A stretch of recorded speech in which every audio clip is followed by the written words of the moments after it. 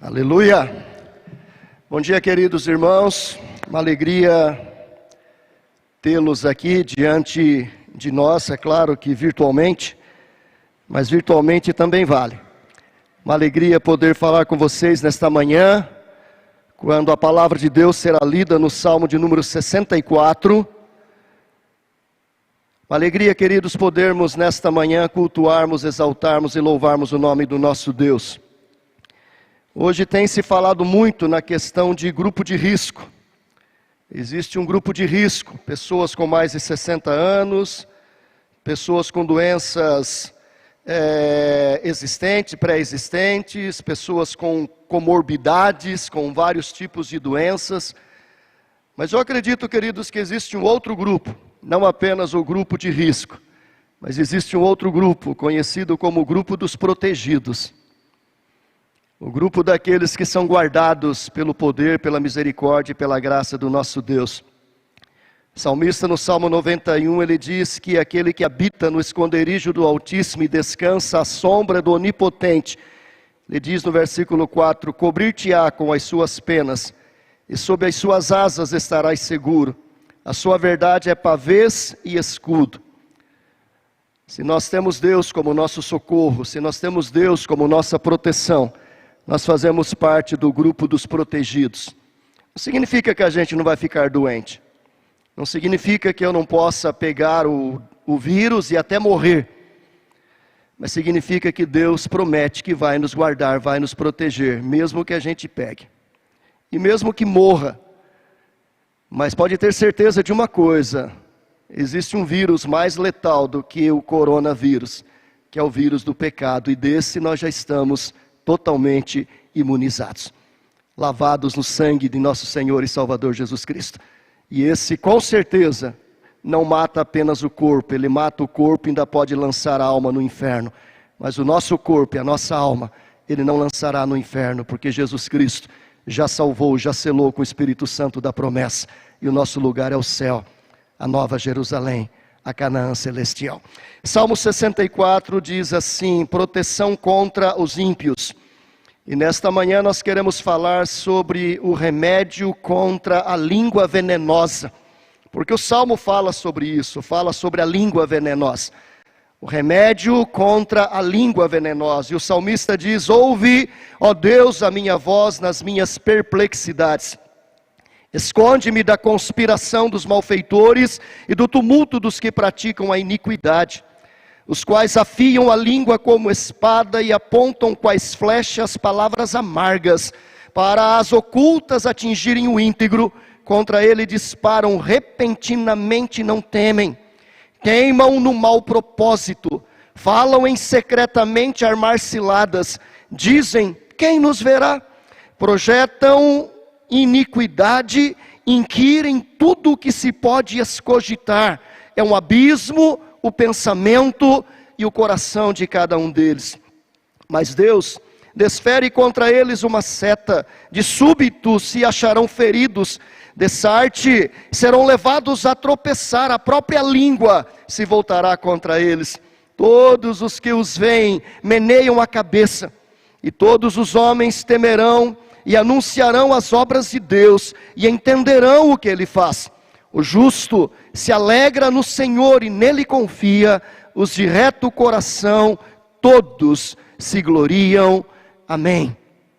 Deus amado, permita que esta palavra que acabamos de ler, seja agora pela unção, poder, sabedoria e graça do Teu Espírito Santo aqui ministrada, para que todos aqueles, ó Deus, que estão Te cultuando nesta hora, por intermédio das mídias sociais, nos acompanhando, ó Deus, neste culto, sejam agora instruídos, edificados, abençoados com a mensagem da Tua palavra, ó Deus. Alimenta, ó Deus, o nosso coração, alimenta, ó Deus, a nossa mente, fortalece, Senhor, cada célula do nosso corpo, com esta palavra que é mel, que escorre da rocha, com esta palavra que é o trigo puro, com esta palavra que é o pão do céu, a água da vida. Ó Deus, alimenta-nos, ó Deus, nós te imploramos em nome de Jesus. Amém, Senhor. Queridos irmãos, eu creio que Davi foi um homem de muitas dores. um homem de muitos sofrimentos. Davi experimentou o sofrimento e a dor desde a sua meninice, a sua infância, quando na própria família, digamos assim, era a ovelha negra, era um tanto quanto desprezado. Isso é tão verdade que quando Samuel vai até a casa de Jessé para ungir um rei, o pai passa primeiro os 7 filhos e deixa Davi de fora. E quando Deus diz que não era nenhum daqueles, e Samuel pergunta: acabaram os teus filhos? Jessé e os seus irmãos dizem como que incrédulos: não, tem mais um, mas é improvável que seja ele. E então Davi é chamado, e era ele é ungido rei de Israel. Davi foi alvo de perseguição do seu próprio sogro, que era o rei de Israel, foi alvo de perseguição na sua família, foi alvo de perseguição por exércitos. Depois, como rei de Israel, ele enfrentou várias batalhas, várias lutas.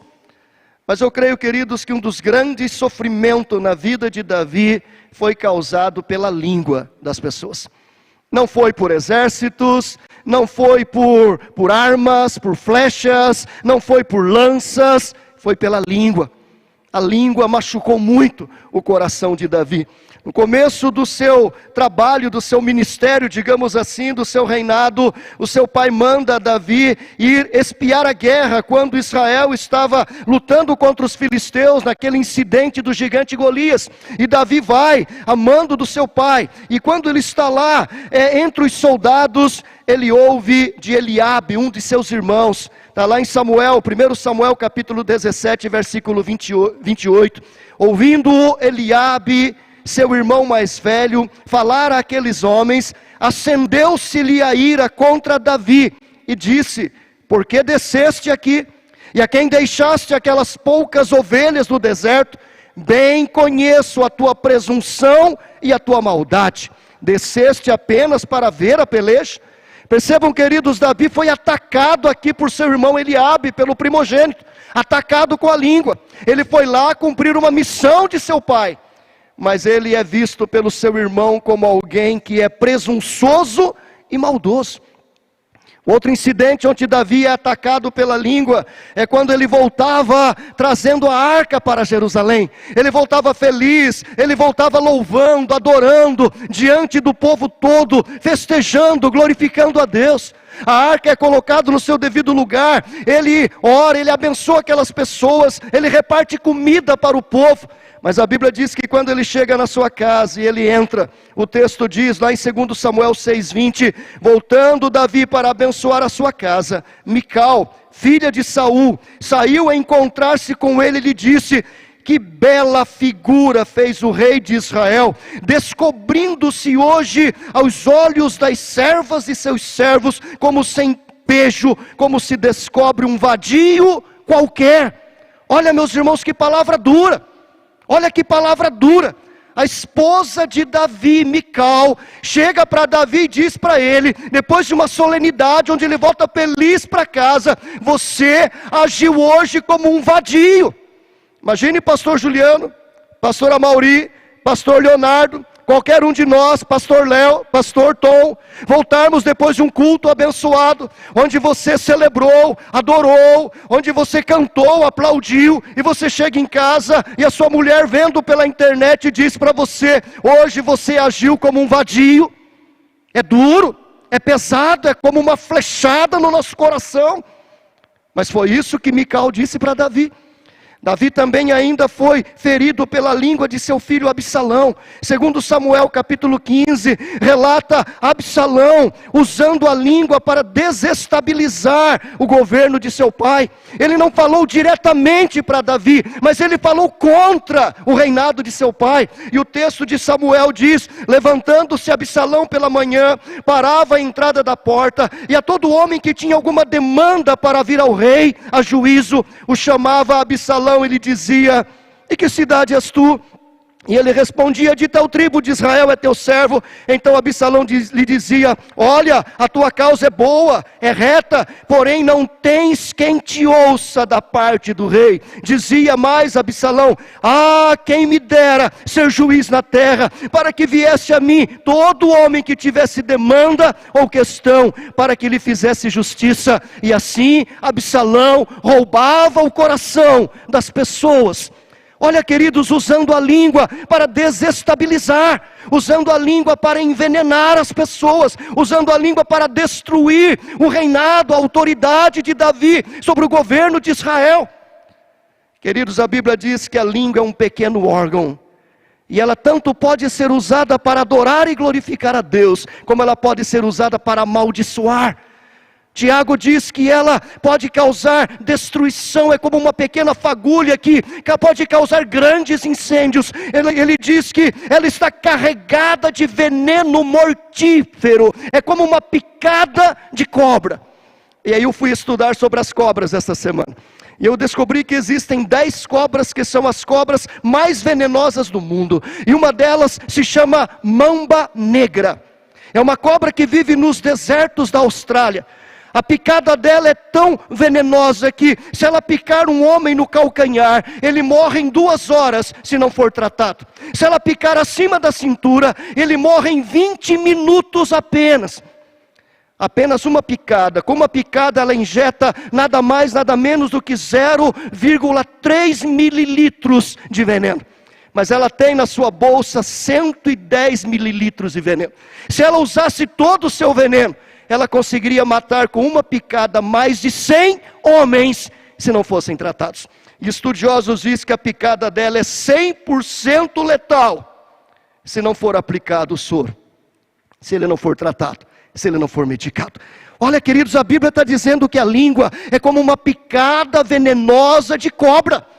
Quando eu uso a língua para o mal, quando eu uso a língua para amaldiçoar, quando eu uso a língua para fazer fofocas, quando eu uso a língua para fazer calúnias, quando eu uso a língua para desestabilizar, eu estou usando a língua como veneno. Por isso que o tema da nossa reflexão nesta manhã é remédio contra a língua venenosa. Salmo 64 são, digamos assim, são alguns comprimidos que eu tenho que tomar contra essa língua venenosa. Perceba, meus irmãos, que nós estamos vivendo hoje num tempo onde a língua está sendo usada para desestabilizar. Pastor Juliano acabou de dizer, nós estamos vivendo um período de tremenda, qual a palavra? Insegurança. Ontem, o ministro da Saúde, Luiz Mandetta, dando entrevista, dizia: parem de ver televisão, parem de ver jornais, porque está ficando tóxico, muitas notícias, e muitas dessas notícias sem fundamento, tanto na mídia televisiva, como nas mídias sociais, notícias sem fundamento, sem pé e sem cabeça, que tem causado desespero, confusão, medo, insegurança na nação, as pessoas usando a língua, as pessoas usando os meios sociais, as pessoas usando as palavras, não para ajudar, não para abençoar, não para construir, não para apaziguar, mas para desestabilizar, para amargurar, para destruir. Isso é terrível, queridos. Lá em casa tem mais de 20 dias que nossa família não vê jornal de espécie alguma. O que eu sei de coronavírus, eu sei por ouvir dizer de outras pessoas. Você está lá num grupo debatendo, às vezes numa reunião da capelania online, e alguém fala isso, fala aquilo. Fora disso eu não sei o que está acontecendo, eu não quero saber, porque as poucas vezes que eu vi, 2, 3 minutos é o suficiente para nos desesperar. Nós temos que tomar o remédio contra esta língua venenosa, seja da mídia, sejam de pessoas que nos atacam, sejam de membros da nossa família, ou de qualquer outro que possa de alguma forma estar envenenando-se e jogando esse veneno contra nós. Nós temos que tomar esse remédio do Salmo 64. E o primeiro remédio que nós temos aqui está nos versículos 1 e 2. É buscar a Deus em oração.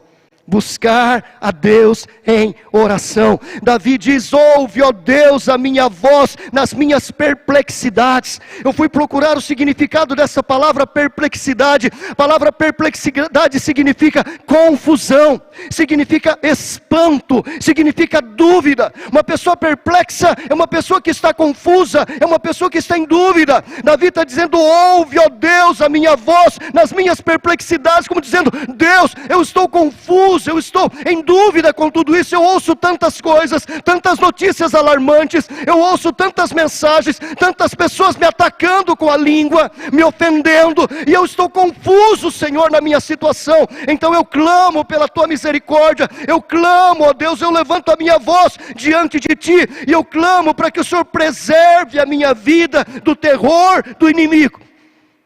Eu estou com medo, eu estou assustado, eu estou apavorado. Ele diz: esconde-me da conspiração dos malfeitores e do tumulto daqueles que praticam a iniquidade.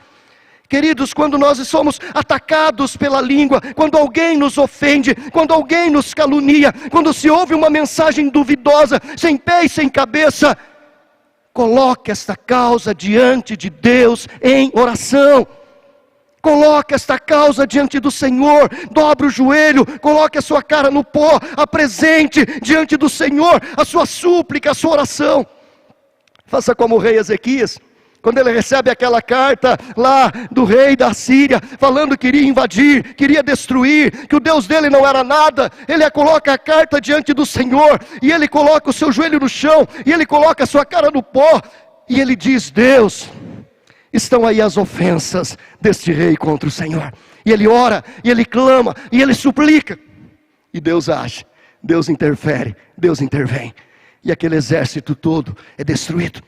O grande problema, meus irmãos, é que às vezes a gente fica colocando os nossos olhos nas circunstâncias, nos problemas, colocando os nossos ouvidos nas notícias, nas fake news, e a gente vai se encharcando dessas coisas todas, e isso tudo vai envenenando o nosso coração, envenenando a nossa alma, e muitas vezes, queridos, a gente se sente totalmente fraco.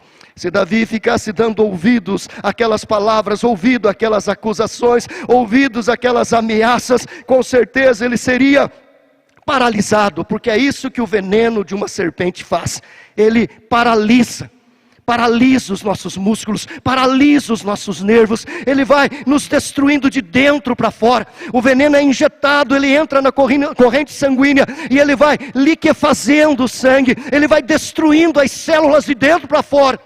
Então é preciso tratar da nossa alma, tratar do nosso coração, colocar a nossa causa diante de Deus, antes que o veneno comece a fazer efeito, antes que ele comece a nos destruir por dentro. É preciso que a gente busque a Deus em oração.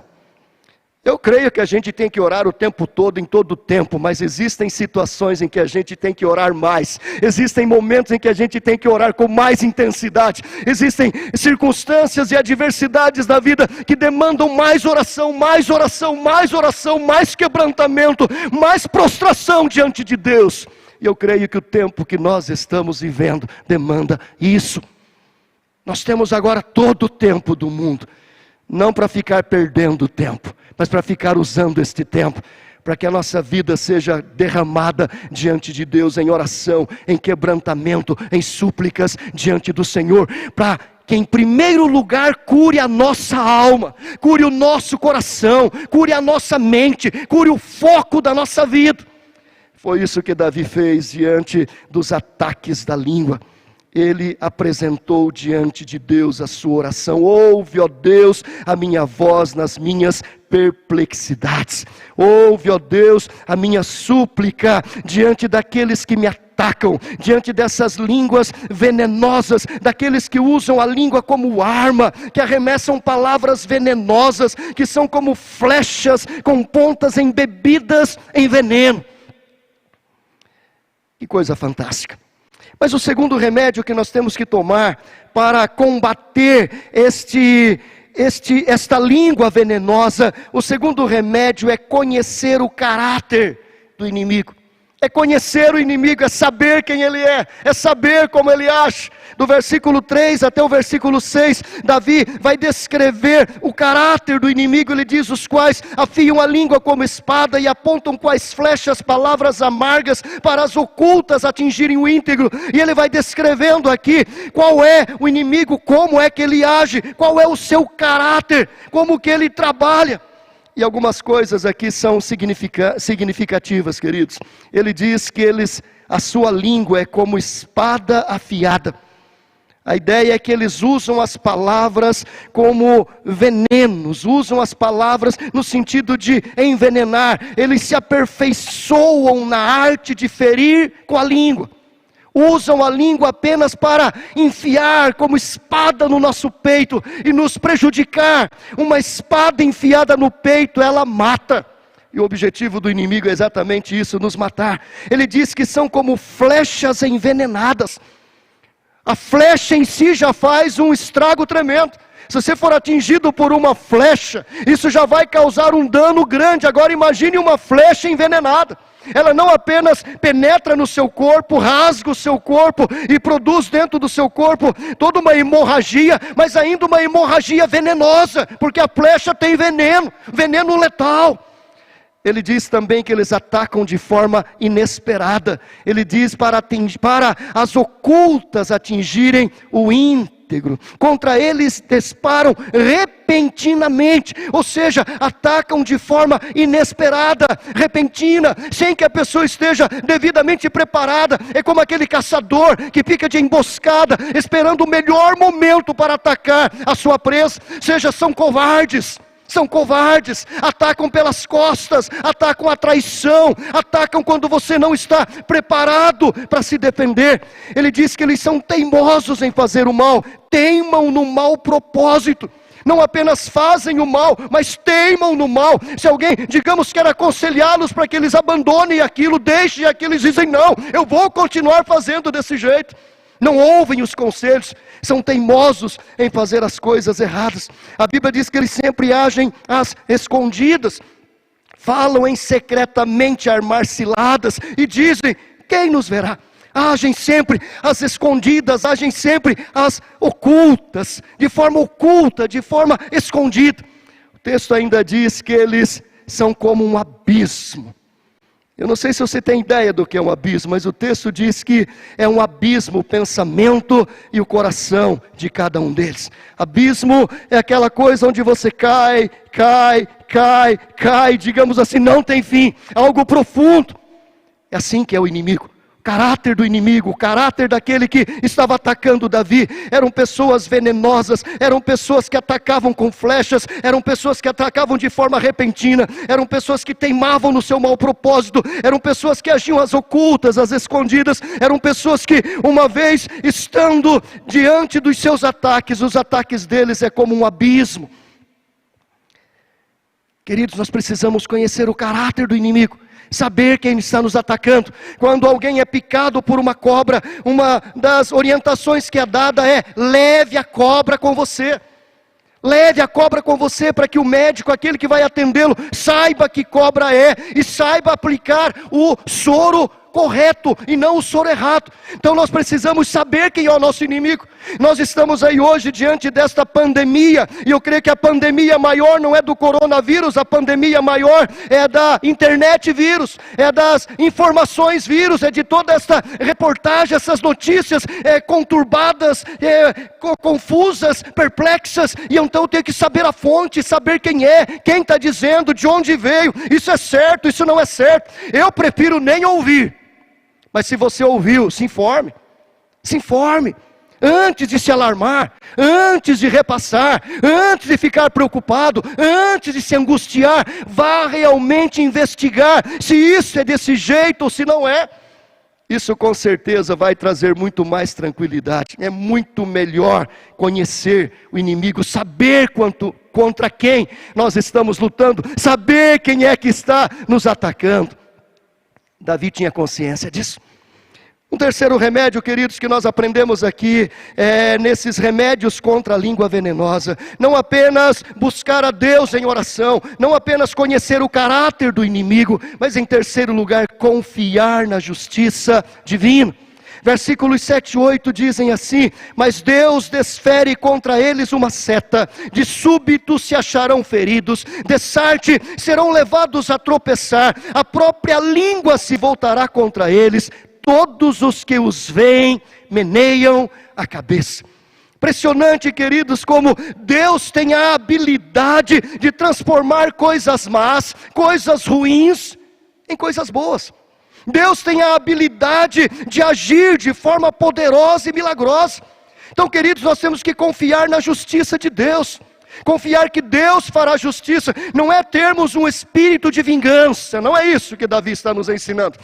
Eu quero que todos os meus inimigos sejam destruídos, que Deus acabe com eles, que eles caiam no precipício, que a terra abra e possa sugá-los todos, não é isso. Mas é confiar que Deus fará justiça, ou seja, todos aqueles que se levantam contra nós e não se arrependerem, não mudarem seus caminhos, estão debaixo do juízo de Deus.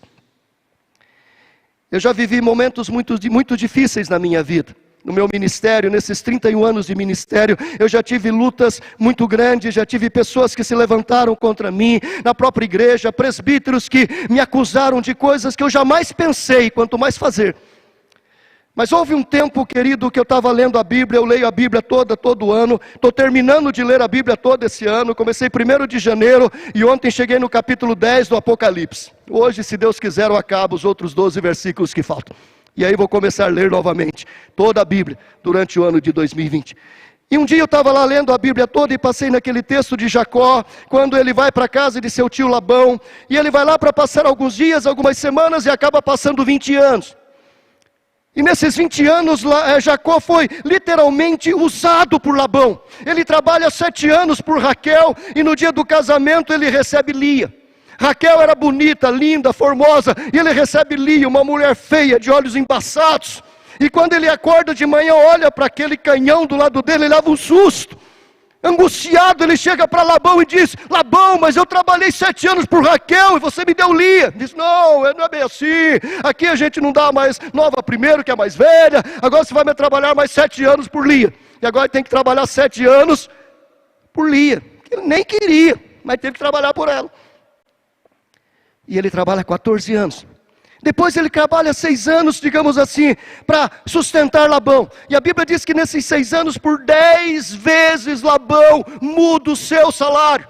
Não é muda no sentido de promover, muda no sentido de aumentar o salário. Não, muda no sentido de prejudicá-lo.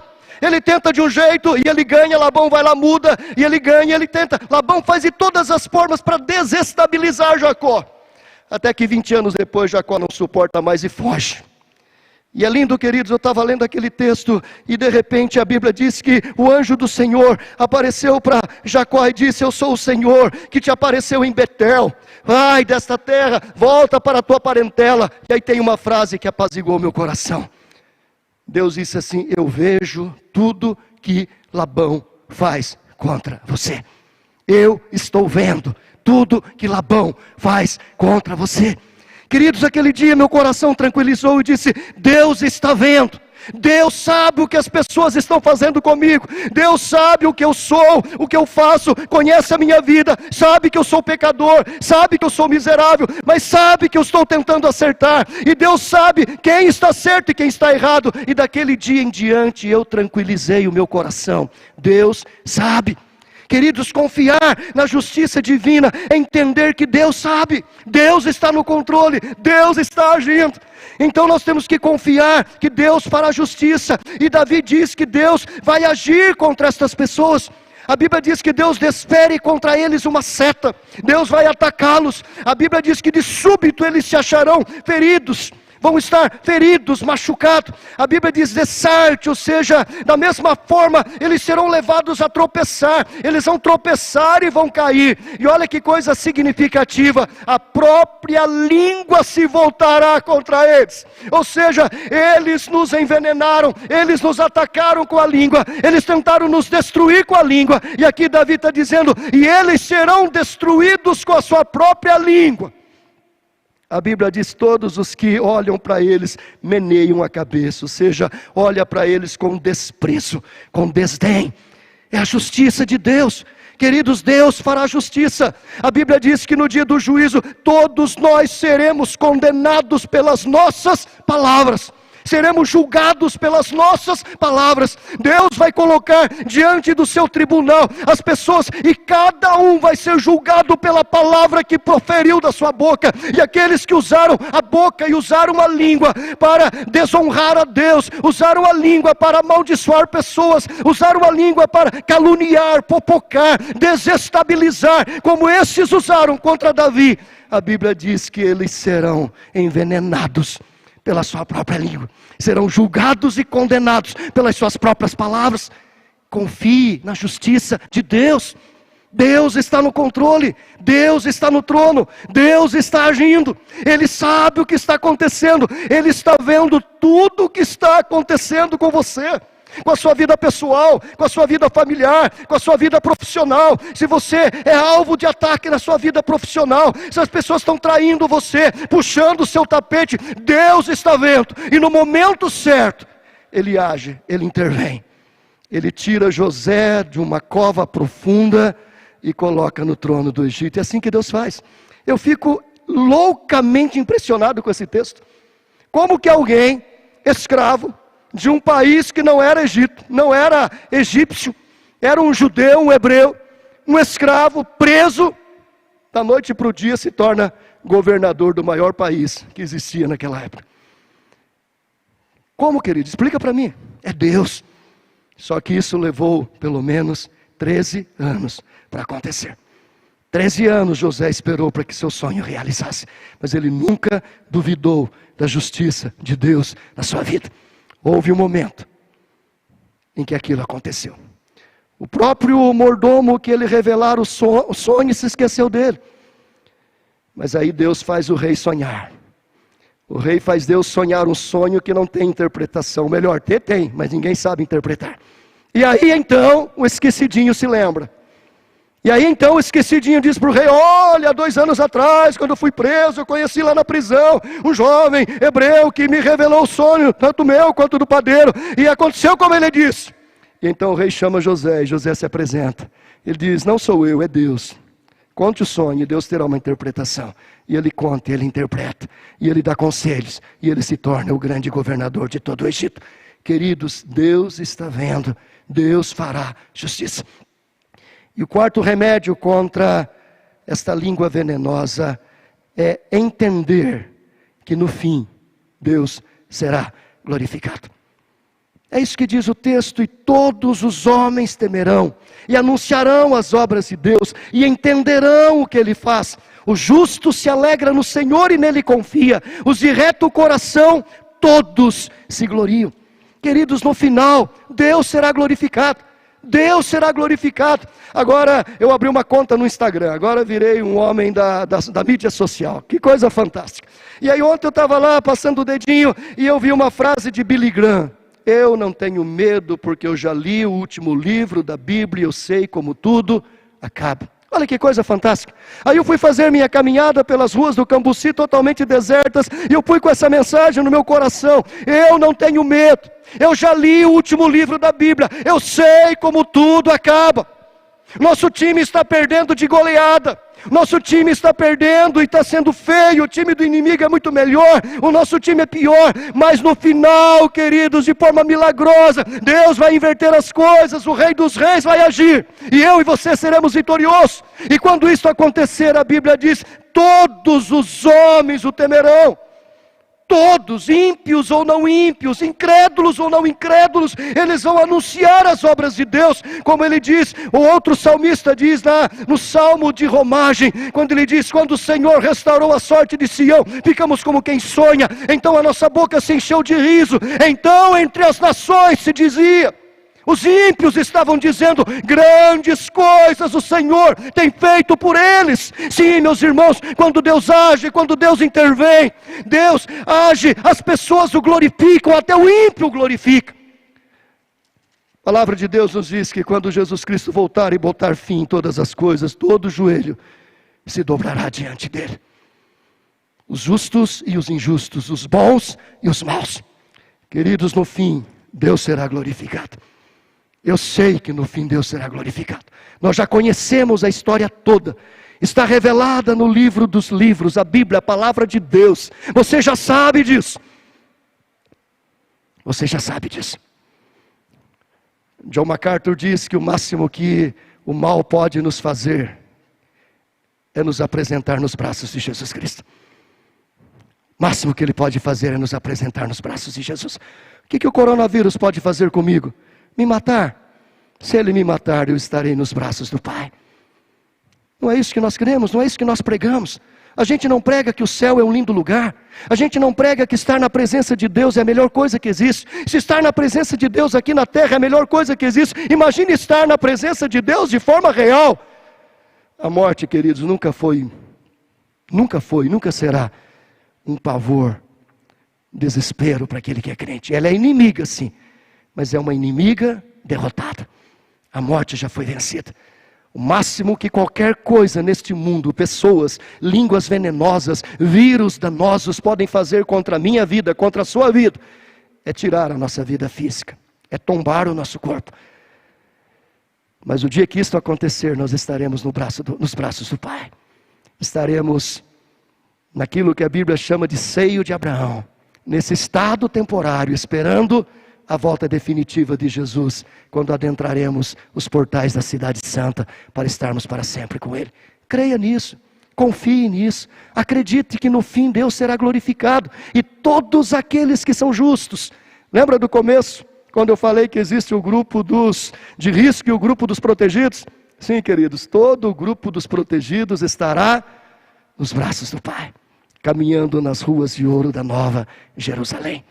Talvez morreram de coronavírus, mas não morreram do vírus do pecado, porque o vírus do pecado Jesus Cristo já matou, já destruiu na cruz do Calvário. Salmo 64, na verdade, é um grande exemplo daquilo que Cristo fez por mim e por você. Ninguém foi mais atacado pela língua do que Jesus. Ele foi atacado pela língua dos inimigos. Ele foi chamado de Belzebu e de possesso de demônios. Ele foi atacado injustamente quando foi condenado por línguas mentirosas, pessoas contratadas para deporem contra ele. Quando ele foi condenado e julgado, ele foi esbofeteado e as pessoas disseram palavras duras contra ele. Agrediram com suas línguas. Quando ele estava pendurado na cruz, as pessoas o atacaram de forma venenosa com suas línguas, dizendo: se és o Filho de Deus, desce daí, e então confiaremos em você. Ele foi atacado, mas diante de todos os seus ataques, ele só teve uma resposta: Pai, perdoa-lhes, eles não sabem o que estão fazendo. Queridos, Jesus deu a sua vida na cruz, derramou o seu sangue, para que eu e você pudéssemos ter o remédio contra a língua venenosa. Primeiro, ore ao Senhor. Segundo, conheça bem o seu inimigo. O seu maior inimigo não é aquele que ataca você com a língua. O seu maior inimigo é aquilo que existe dentro de você, o pecado. Terceiro lugar, creia na justiça de Deus. E em quarto lugar, entenda que no fim Deus será glorificado. E todos os justos vão glorificar a Deus por toda a eternidade. Apenas uma palavra final, aplicando tudo isso que nós pensamos aqui nesta manhã. Se você em algum momento foi picado por língua venenosa, seja na família, seja no trabalho, seja na igreja, ou se você está sendo picado por essa língua venenosa da mídia, por esta coisa tóxica que está trazendo tanta perplexidade e insegurança ao nosso mundo, 3 conselhos. Se o seu coração está machucado, está ferido, está envenenado, 3 conselhos. Primeiro, leve a sua ferida a Deus em oração. E a luz da palavra de Deus lave com a água da palavra e busque o soro da graça para o veneno em sua alma. Só Deus poderá dar um jeito na sua dor e na transformação de quem picou você. Ele não apenas cura a sua dor, mas pode transformar aquele que picou você. Em segundo lugar, confie a Deus a vingança. A você cabe amar e pagar o mal com o bem. Depois leve o inimigo à presença de Deus em oração. E se possível for, traga ele para a igreja. Pregue o evangelho para ele. Compartilhe a palavra de Deus com ele. Traga-o à presença do Senhor. Terceiro lugar, confie na justiça de Deus. E confiando na justiça de Deus, que você possa dizer e crer no versículo 10 que diz: o justo se alegra no Senhor e nele confia. Os de reto coração, todos se gloriam, todos o louvarão. Que Deus seja honrado, exaltado, glorificado. Que a sua vida seja abençoada, seu coração apaziguado. Está envenenado pelo veneno da língua? Tome esses remédios. Deus será glorificado, a sua alma será sarada, o seu coração será curado. Deus nos abençoe. Amém.